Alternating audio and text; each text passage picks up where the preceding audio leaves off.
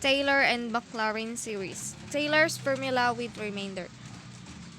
Let f be a function that is infinitely differentiable at x equals to c. That is, the derivatives of n raised to f raised to the power of n to the quantity of c exist for all positive integers n. The Taylor series for f about c is the power series, where a sub n equals to f raised to the power of n to the quantity of c over n factorial for all n. Note that f to the power of 0 is taken to mean the function f itself, so that a sub 0 equals to f to the quantity of c, or f about c. The Maclaurin series for f is the Taylor series for f about 0. That is the power series, where a sub n equals to f raised to the power of n to the quantity of 0 over n factorial for all n. So example, the Maclaurin series for sine x. Let f of x equals to sine x, then first derivative of x equals to cosine x, the second derivative of x equals to negative sine x, and then the third derivative of x equals to negative cosine x. Since f raised to the power of 4 to the quantity of x equals to sine x, further derivatives repeat this cycle of 4 functions.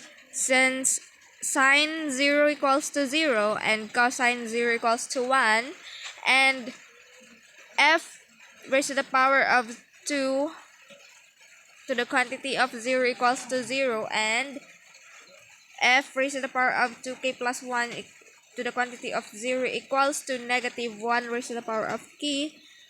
Hence, a sub 2k equals to 0 and a sub 2k plus 1 equals to negative 1 raised to the power of k over 2k plus 1 factorial. So the Maclaurin series for sine x is x minus x cubed over 3 factorial plus 5x5 over 5 factorial minus x7 over 7 factorial, and so on.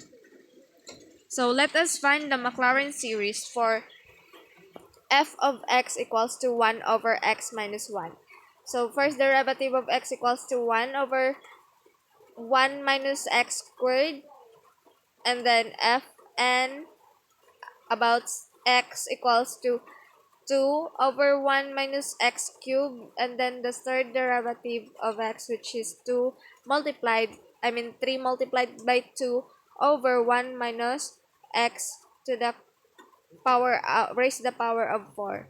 And that is, by simplifying, we got 4 raised to the f raised to the power of 4 to the quantity of x equals to 4 multiplied by 3 multiplied by 2 over 1 minus x to the power of 5.